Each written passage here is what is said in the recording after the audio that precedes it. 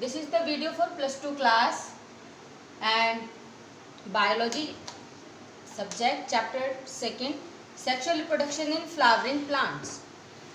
We have discussed the male reproductive part, that is stamen, structure of stamen, male gametophyte, that is pollen grain, and microsporogenesis, in which we study the formation of pollen grain. Now, today's topic are structure of pistil, megasporangium,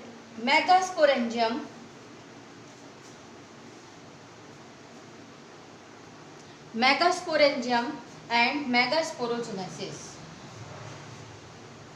You know, this is the diagram of pistil. According to the number of pistil, the flower are called monocarpillary or multicarpillary.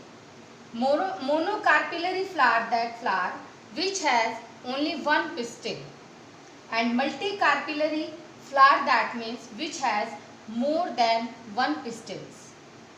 If a flower has more than one pistils, it may be syncarpous or it may be apocarpous. Syncarpous, that means when the all pistils are joined together. अगर pistols हैं, अगर वो जुड़ी हुई होंगी, then they are called syncarpous. And for example, in papaver and hibiscus. Apocarpous, that means when the all pistils are free from each other, then they are called apocarpous. For example, Michelia. Now, this is next term. These are some terms which we use in the topic megasporangium and megasporogenesis. Next is locule. Locule, that means the ovarian cavity which may be of one chambered or more chambered. These chambers are called locule.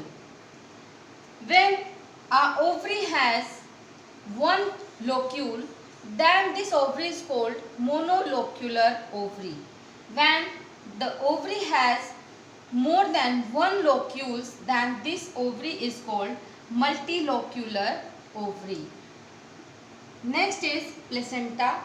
Placenta is a cushion-like structure in ovarian cavity which bears ovules.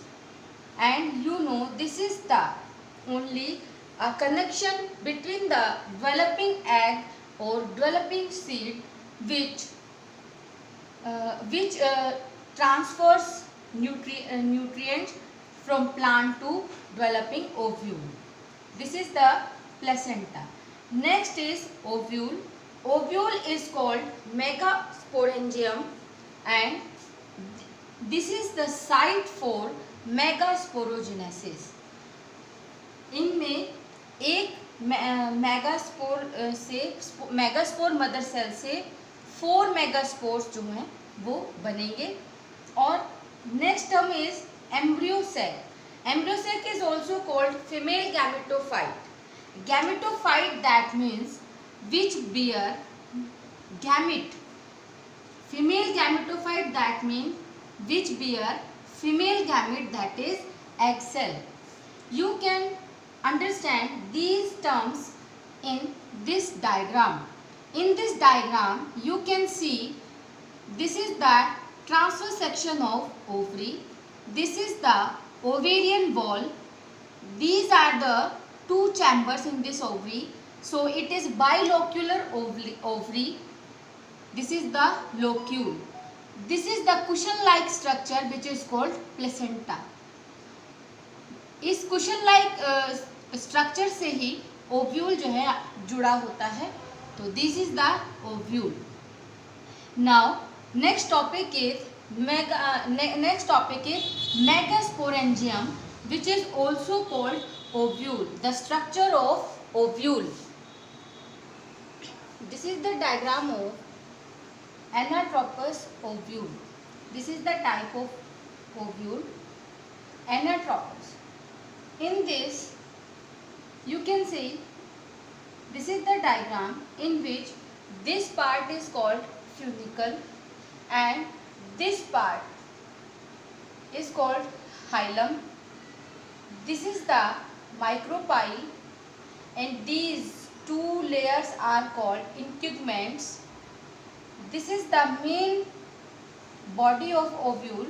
This is called nucellus and this oval shaped structure that is called embryo sac. Opposite the micropylar end, this is the micropylar pole, and just opposite the micropylar end, this part is called chaliza. What is the funicle? Actually, funicle just like a stalk of ovule. From due to this funicle, this ovule attached to the placenta. इस funicle से ही जो है ovule placenta से attach रहता है। Next part is hilum. Actually this is the point of attachment of funiculus, single funiculus के जहाँ से फ्यूनिकुलस और ओव्यूल जुड़ रहे हैं, this point is called hilum. In this you can see these are the layers. It may be 2 layers, it may be 3 or many. Now this is the diagram of bitegmic ovule in which 2 layers are present. This is the outer one and this is the inner one. This is the region where these integuments are not found. यहाँ पर एक जो integuments है यहाँ पर पूरी तरह से इसको कवर नहीं किया है, एक पोर की तरह इसको छोड़ दिया है. This pore is called micropyle, जहाँ पर इंट्यूबमेंट्स कवर नहीं है. इसके बाद ओव्यूल का जो मेन बॉडी है, मेन जो पार्ट है, इस पार्ट को बोलते हैं nucellus. It is made up of parenchymatous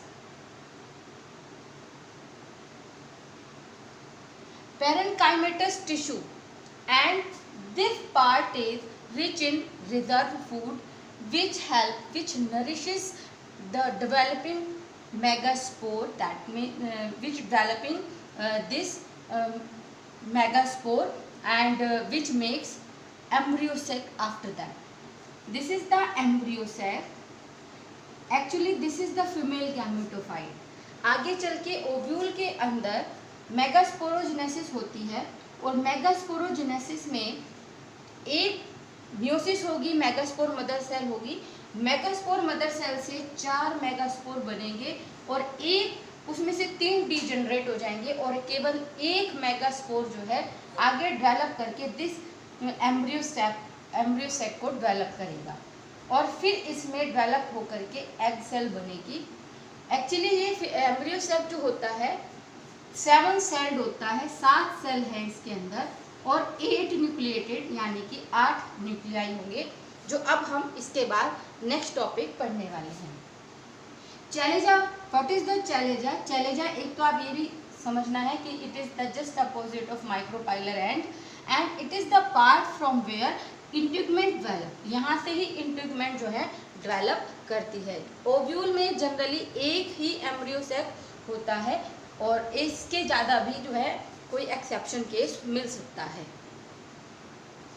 after the development of ovules, next topic is megasporogenesis. Megasporogenesis that means the formation of megaspore from the megaspore mother cell. जैसे anther में, जैसे आपने पढ़ा था, एंथर में स्पोरोजिनस सेल्स होती हैं और उन स्पोरोजिनस सेल्स से सभी sporogenous sales megaspore mother cells में कन्वर्ट हो जाती हैं और वहाँ पर सभी मेगास्पोर मदर सेल्स बहुत सारे माइटोटिक डिवीज़न करके बहुत सारी मेगास्पोर मदर सेल्स बनाती हैं और हर एक मेगास्पोर मदर सेल से 4 माइक्रोस्पोर बनते हैं. तो वहाँ पर पूरा का पूरा जो माइक्रोस्पोरोजेनेसिस टिश्यू है वो पूरा का पूरा यूज़ होता है. लेकिन मेगास्पोरोजेनेसिस में थोड़ा सा डिफरेंस है. यहाँ पर जो ओव्यूल आपने पढ़ा, उस ओव्यूल में आपने दो पार्ट पढ़े, एक तो माइक्रोपाइलर एंड और दूसरा चैलेंजल एंड। जो माइक्रोपाइलर एंड है उसकी साइड से ही एक ही सेल फंक्शनल होगी और वही सेल आगे चल करके मेगास्पोर मदर सेल की तरह फंक्शन करेगी। यानी कि जैसे उसमें हर एक सेल जो है डायरेक्ट ही मेल गैमेटोफाइट बनाने में रेस्पॉन्सिबल थी, इसमें ऐसा नहीं है। यहाँ पर एक ही सेल जो है मेगास्पोर मदर सेल की तरह फंक्शन करेगी और वो भी माइक्रोपाइलर एंड की तरफ से। और ये सेल न्यूसेलस की ही कोई सेल जो है थोड़ी सी क्या होगी, लार्ज हो जाएगी साइज में, और यहाँ पर उसके पास डेंस साइटोप्लाज्म होगा और बाकियों की अपेक्षा। और ये इस तरह से ये न्यूसेलस की एक सेल जो है साइज में बड़ी होकर के डेंस साइटोप्लाज्म इसके अंदर होगा और न्यूक्लियस भी औरों की कंपेरेटिवली इसमें लार्ज होगा, तो इसको हम मेगास्पोर मदर सेल बोलते हैं। इसके बाद मेगास्पोर मदर सेल में ये डिवाइड होएगी और डिवाइड होकर के टू सेल्ड स्ट्रक्चर बनेगी, यानी दो मेगास्पोर बनेंगे। और अब हम इसको मेगास्पोरडियाड यानी कि दो मेगास्पोर कहेंगे। इसके बाद धीरे तभी ये फिर अगला डिवीज़न होगा और इसमें 4 मेगास्पोर बनेंगे और these are the megaspore tetrad. आपको यहाँ पर समझना होगा which division occurs in this process. In this process meiosis division will occur. Meiosis क्यों हो रहा है? क्योंकि ये जितने भी सेल्स हैं ये सभी डिप्लॉयड हैं और हमें जो गैमेट बनाना है वो गैमेट, आपको मैंने पहले भी बताया, gamete always should be haploid. तो गैमेट ऑलवेज हैप्लॉयड है, हैप्लॉयड होना है। तो यहाँ पर गैमेट को, क्योंकि ये आगे चल के गैमेट बनाने वाली है, तो इसको यहाँ पर हैप्लॉयड होना बहुत ज़रूरी है। तो यहाँ पर मियोसिस होगा और उससे 4 मेगास्पोर बनेंगे। जनरली क्या देखा जाता है, फ्लावरिंग प्लांट में 3 जो मेगास्पोर्स हैं वो डीजनरेट हो जाते हैं और इन चारों में से केवल एक ही फंक्शनल होता है। और ये फंक्शनल होने का मतलब है कि ये आगे जा कर के जो फीमेल गैमेटोफाइट है, जिसको हम एम्ब्रियोसेक बोलते हैं, उस एम्ब्रियोसेक को डेवलप करेगा। अब इसमें कैसे क्या क्या चेंजेस आते हैं, तो ये यहाँ से लेके यहाँ तक का जो प्रोसेस है इट इज़ कोल्ड मेगास्पोरोजेनेसिस। अब इसके बाद इस मेगास्पोर से एम्ब्रियोसेक का जो डेवलपमेंट है, ये टॉपिक हो गया हमारा डेवलपमेंट ऑफ फीमेल गैमेटोफाइट। अब इसमें क्या होगा, ये जो मेगास्पोर है ये साइज में बड़ा होगा और साइज में बड़ा होने के बाद इसमें डिवीज़न शुरू हो जाएंगे। इसका जो न्यूक्लियाई है डिवाइड होगा और डिवाइड होकर के 2 न्यूक्लियाई बनाएगा और इसमें डिवाइड होने के बाद जितने भी जो डिवीज़न होंगे, पहली बार क्योंकि ये पहले से ही हैप्लॉयड है मेगास्पोर, जितने भी डिवीज़न होंगे वो माइटोटिक होंगे। और यहाँ पर एक खास स्पेशल डिवीज़न देखने को मिलता है which is called free nuclear division. Free nuclear division का मतलब होता है इसमें न्यूक्लियाई डिवाइड होते रहते हैं लेकिन साइटोप्लाज्म उसमें गैदरिंग नहीं करता और सेल नहीं बनती। सेल बहुत बाद में बनेंगी, पहले न्यूक्लियस ही बार बार डिवाइड करता रहेगा और इसको फ्री न्यूक्लियर डिवीज़न कहते हैं। तो 2 न्यूक्लियाई इसमें बने और ये न्यूक्लियाई बनते ही दोनों अपोजिट साइड की तरफ शुरू हो गए। यहाँ पर एक बात मैं आपको ज़रूर समझाऊंगी, यहाँ पर जो मैंने डायग्राम बनाए हैं ये इधर मैंने इस पार्ट को माइक्रोपाइलर एंड रखा है और ये पार्ट जो है चैलेंजल एंड है। तो आगे जो इसमें बनेंगे इसी तरह, लेकिन ये वाला जो मैंने डायग्राम बनाया है इसमें आप जरा ध्यान देंगे, यहाँ पर माइक्रोपाइलर एंड है और यहाँ पर चैलेंजल एंड है। क्योंकि माइक्रोपाइलर एंड इसका मतलब है जो माइक्रोपाइलर एंड होता है उसी की साइड एग सेल होता है। तो यहाँ पर 2 न्यूक्लियाई बने, इसके बाद 4 न्यूक्लियाई और फिर डिवीज़न होकर के दोनों साइड 4 न्यूक्लियाई बन जाएंगे।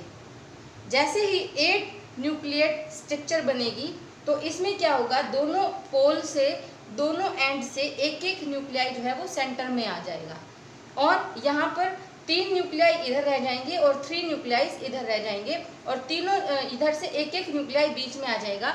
और बाद में यहाँ पर ये माइक्रोपाइलर एंड है, यहाँ पर इन 3 जो न्यूक्लियाई थे अब यहाँ पर साइटोप्लाज्म गैदरिंग होकर के सेल बनेगी, सेल बनेगी। तो यहाँ पर 3 सेल बनेगी जिसमें से ये 2 साइड वाली सिनर्जिड्स और सेंटर वाली एग सेल की तरह एक्ट करेगी। और ये जो 3 न्यूक्लियाई थे इनसे 3 एंटीपोडल सेल बनेगी। और यहाँ पर ये जो 2 आप देख रहे हो यहाँ पर ये पोलर न्यूक्लियाई की तरह ही रहेंगे और इसमें ये 2 न्यूक्लियाई हैं, ये भी इसमें सेल नहीं बनेगी। अगर हम एक बिल्कुल डेवलप एम्ब्रियो सेक का स्ट्रक्चर देखते हैं तो यहाँ पर हम देखते हैं, ये मैंने एक बिल्कुल फुली डेवलप एम्ब्रियो सेक का डायग्राम बनाया है। बहुत ध्यान देने की बात है, इधर चैलेजल एंड है और इधर माइक्रोपाइलर एंड है। चैलेजल एंड में आपने देखेंगे, यहाँ पर आपने देखा था एंटीपोडल सेल है, तो these are the antipodal cells, these are the polar nuclei, this is the egg cell and these are the synergids and these are the vermifiliform appendix। अब मैं आपको इन सब के फंक्शन समझाती हूँ।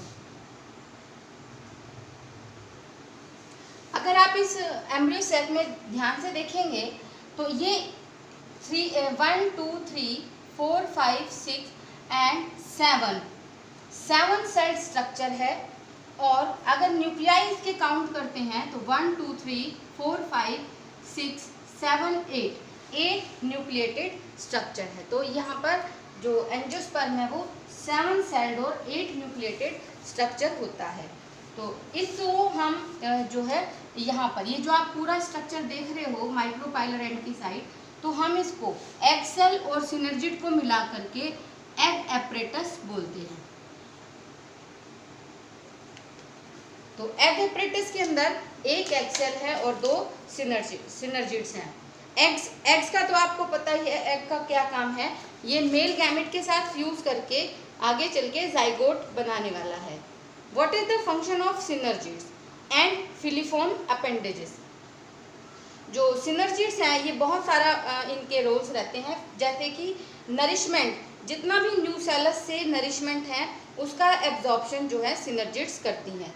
और साथ में ये बहुत सारे केमिकल जो है उनको सिक्रीट करती है और इससे क्या होता है फिलीफॉर्म अपेंडिक्स बनता है। और कहा जाता है कि ये जो फिलीफॉर्म अपेंडिक्स है ये पोलन ट्यूब को गाइड करती है ताकि वो एग सेल तक पहुंच सके।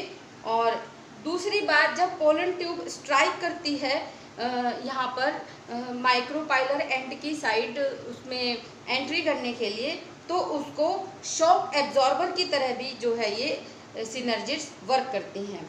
और दूसरी बात, ये एक ऐसी साइट है, यहीं पर क्या होता है मेल गैमेट जो है वो रिलीज होते हैं। जो ये एंटीपोडल सेल्स हैं, एंटीपोडल सेल्स जो हैं वो कई जो है मल्टी न्यूक्लिएट बन जाती हैं जब ये डेवलप हो जाएगा। तो इसके जो मेन काम है, इनका भी क्या काम है, ये भी नरिशमेंट न्यूसेलस से एब्जॉर्ब करती हैं। और यहाँ पर ये इस एब्जॉर्प्शन के लिए हिस्टोरिया यानी कि बहुत सारे आउटग्रोथ्स चैलेंजा के अंदर न्यूसेलस के अंदर अच्छे से मतलब पुश आउट कर देती हैं और वहाँ से नरिशमेंट को लेती हैं। और ये सेंट्रल सेल जो पोलर न्यूक्लियाई है, जिसको हम ये पोलर न्यूक्लियाई हैं और इसको बोलते हैं सेंट्रल सेल। एक सेल जो है ये this is called central cell. Central cell क्या करते हैं, क्योंकि अगर आपको याद हो पोलन ट्यूब में 2 मेल गैमेट्स थे, एक मेल गैमेट तो फ्यूज होएगा एग सेल के साथ और एक मेल गैमेट जो है वो फ्यूज हो जाएगा दिस सेंट्रल सेल के साथ। और इस तरह से ये जो सेंट्रल सेल है फ्यूज होने के बाद 3 न्यूक्लिएटेड हो जाएगी और फ्यूज हो जाएगा और यहाँ पर यही सेंट्रल सेल आगे चल के एंडोस्पर्म को डेवलप करेगा और यही एंडोस्पर्म डेवलपिंग जो एम्ब्रियो है उसको नरिशमेंट देने का काम करेगा। इसके बाद हमारा जो नेक्स्ट टॉपिक है वो है फर्टिलाइजेशन।